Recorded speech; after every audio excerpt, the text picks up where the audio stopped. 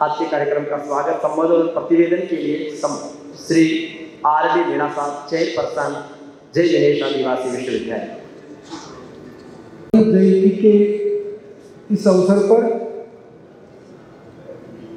आज हमारे सबके लिए प्रसन्नता की बात है, सुखद स्थिति है कि हम सब की उपस्थिति में जय गणेश आदिवासी विश्वविद्यालय का लोकार्पण माननीय शिक्षक महोदय श्री ओम बिरला साहब के करकमलों से हुआ है। ये हमारे लिए और भी बड़ी अच्छी स्थिति है कि विश्व के प्रथम जनजातीय विश्वविद्यालय के लोकार्पण के इस अवसर पर भारत सरकार के जनजातीय मंत्री श्रीमान जीवेल ओराम साहब भी उपस्थित है।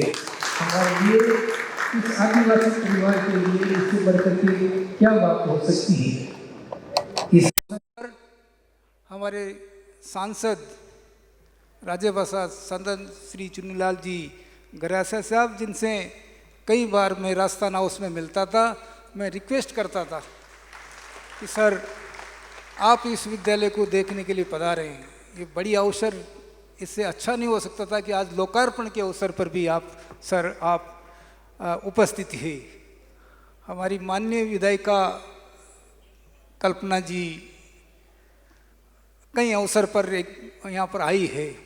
मैं आपका बहुत बहुत स्वागत करता हूँ। आप खुले दिल से ये कहते हैं।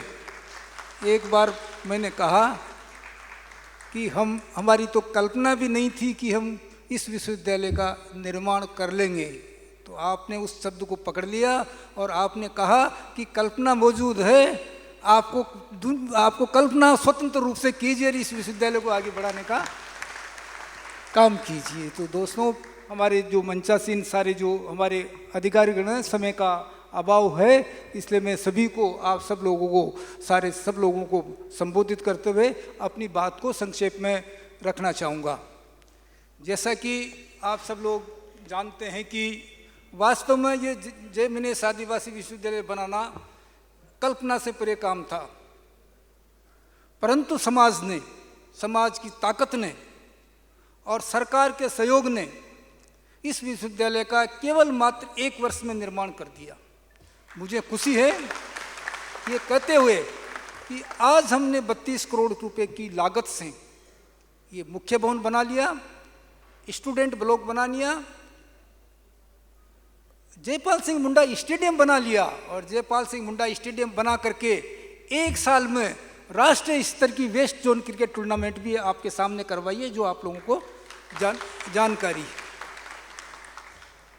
स्पोर्ट्स कॉम्प्लेक्स का काम भी हमारा चल रहा है। तो हमने वो चीज़ें डेवलपमेंट को कोशिश की जो अच्छी एजुकेशन के लिए इंफ्रास्ट्रक्चर के रूप में आवश्यक है। यह सही है कि एक यूनिवर्सिटी जब बनती है, हमारी तो सर वो यूनिवर्सिटी है जिसने कभी स्कूल नहीं था, कभी कॉलेज नहीं था, और सबसे पहले 2-3 साल पहले सीधा से जय गणेश आदिवासी विश्वविद्यालय बना दिया। ये हमारे आदिवासी समुदाय के लिए बड़े गर्व की बात है। विश्व के पटल के ऊपर जनजातीय मंत्री भारत सरकार ये कह सकते हैं कि हमारे कोटा में प्रथम जनजातीय विश्वविद्यालय एक निजी क्षेत्र का है, जिसने जनजाति परिवार ने उसको बनाया है।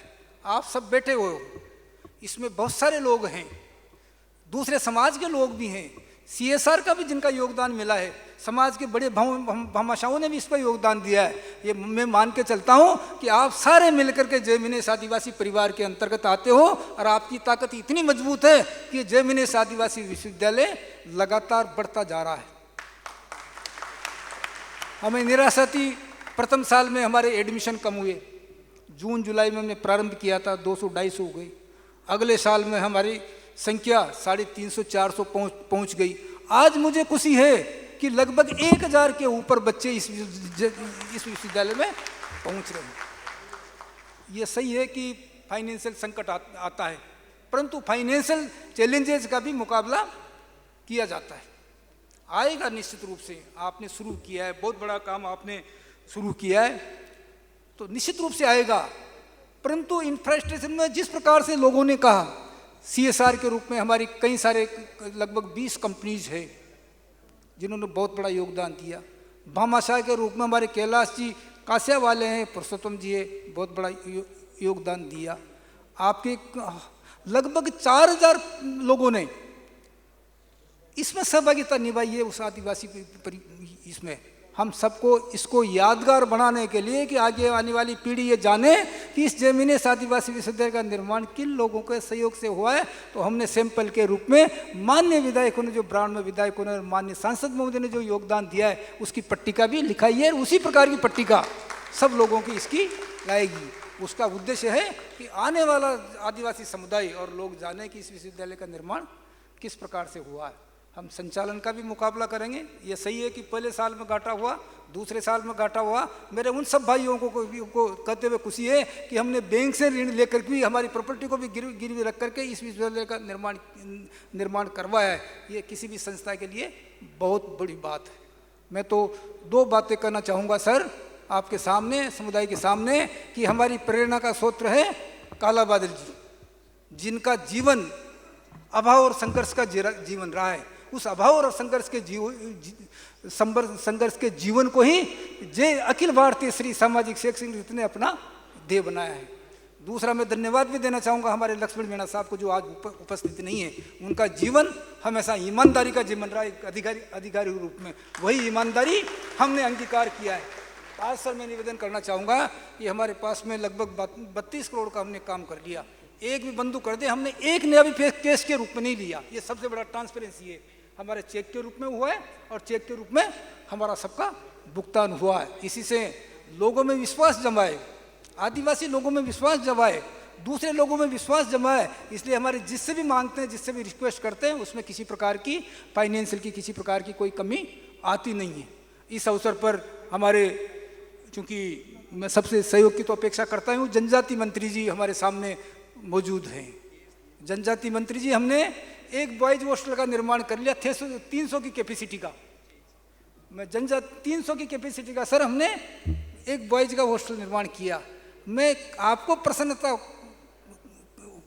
करते हुए मेरे को प्रसन्नता होती है कि इस हॉस्टल का निर्माण भी सरकार ने एमएलए कोष से किया है। 19-20 विधायकों ने मिलकर के सर 300 की कैपेसिटी का हॉस्टल का निर्माण किया है। मेरा रिक्वेस्ट है सर, बालिका शिक्षा की प्राथमिकता सब सरकार की प्राथमिकता होती है। अगर इस कैंपस में आपकी अनुमति से एक इसी प्रकार की कैपेसिटी का 275 के अंतर्गत अगर बालिका छात्रावास आप हमको दे देते हैं, तो इस जयमिनेश परिवार के ऊपर, इस जयमिनेश के लिए बहुत बड़ी आपकी कृपा होगी। सर मेरा विचार भी ये है कि हम एक ट्राइबल सेमिनार करना चाहते हैं, जिसमें सारी संस्था हो, देश भर के ट्राइबल समुदाय के लोग हों, वो सब लोग आए। 3-4 दिन की हम सेमिनार करें, जिसमें ट्राइबल के क्या राइट्स हैं, क्या ट्राइबल्स की परंपरा है, भाषा क्या है, संस्कृति है, उसका अध्ययन भी हम करवाने का इस विश्वविद्यालय में कोशिश करेंगे, ताकि सच्चे अर्थों में ये जानकारी हो सके कि जयमिनेश वास्तु विश्वविद्यालय ट्राइबल का सबसे बड़ा सेंटर बनने जा रहा है वर्ल्ड का। माननीय अध्यक्ष महोदय, आपने काफ़ी दिया है, एमपीलेट के रूप दिया है, आपने इसका लोकार्पण किया है। इसलिए मैं आपसे कुछ भी नहीं मांगना चाहता, तो मैं तो इस विश्वविद्यालय का आप संरक्षण मांगना चाहता हूं कि आप इस विश्वविद्यालय का संरक्षणता से स्वीकार करें और हमारा मार्गदर्शन करें कि हम इस विश्वविद्यालय को आगे किस प्रकार से बढ़ा सकते हैं। मैं यही आपसे चाहता हूं। मैं किसी प्रकार का आपसे ये नहीं, क्योंकि आपके पास में काफ़ी स्कोप है। एक संवैधानिक पोस्ट के रूप में आपको करते हुए मेरे को ठीक भी नहीं लगेगा संस्था की तरफ से, परंतु ये है कि आप काफ़ी कुछ आप इस विश्वविद्यालय के लिए काफ़ी कर सकते हैं। मैं सर इतना ही विश्वास दिलाना चाहता हूँ कि ये विश्वविद्यालय देश का ही नहीं, संसार का पहला जनजाति विश्वविद्यालय है। अगर पहला जनजाति विश्वविद्यालय रानपुर कोटा की धरती पर बनता है, तो सर रानपुर ये कोटा के लिए नहीं, हमारे कोटा के लिए नहीं सर, हमारे प्रदेश के लिए और हमारे भारत के लिए भी सुखद स्थिति होगी। तो मैं सभी का अंत में मैं सभी को बहुत बहुत धन्यवाद देता हूं, और आप सब लोगों को आभार भी स्वागत करते हुए आभार भी व्यक्त करता हूं, और विशेष रूप से हमारे अतिथियों का जिन्होंने हमारे लिए समय निकाला। Thank you.